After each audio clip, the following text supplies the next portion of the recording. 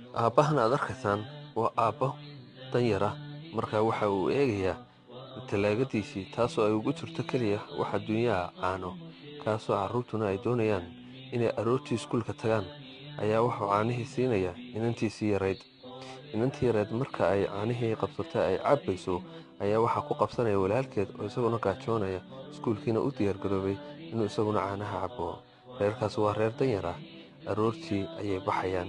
Aabbahood wuxuu arsaaqadda Ilaahay u doontaa aroortii suuqa si uu ugu soo marka ay ag marayaan dukaamada ka mid ah, ayuu lacagtii yareed uu haystay ugu dambaysay ayaa waxa uu siinayaa carruurta waxay ku sii quraacdaan.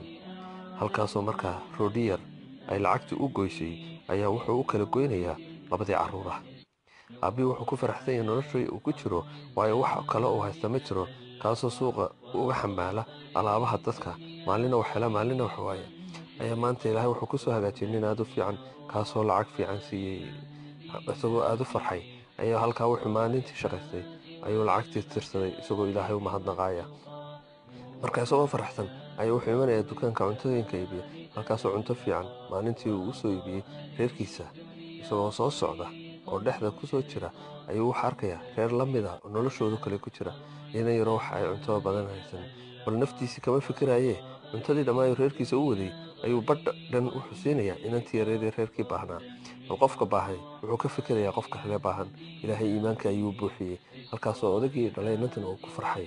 Halka markuu guriga yimaadana Ilaahay wuxuu ugu bedelay waxaanu filayn, kaasoo markuu yimi carruurtii oo seexday, laakiin Ilaahay wuxuu ka arsaaqay. Arsaaqada ayaa Ilaahay u soo diray oo u timid cunto, halka uu ka bixinayay tiisa Ilaahayna wuxuu ugu bedelay cunto kale carruurtii oo dhergsan. Marka halkaana wuxuu Ilaahay gacmaha u taagay, Ilaahay ayuu u shukriyey, wuxuu dhahay alxamdulilah, Ilaahay baa mahaddaale. Halkaan waxay nooga soo baxaysaa adduunyada maalinna adiga haya, maalinna khayrka. Waa Maxamed Sharaf oo mar walba idiin soo diyaariya wuxuu naftiisa la jecel yahay naftiinaba, taasina ku badbaadinaya fi khayraba. Assalaamu calaykum waraxmatullaahi tacaala wabarakaatu.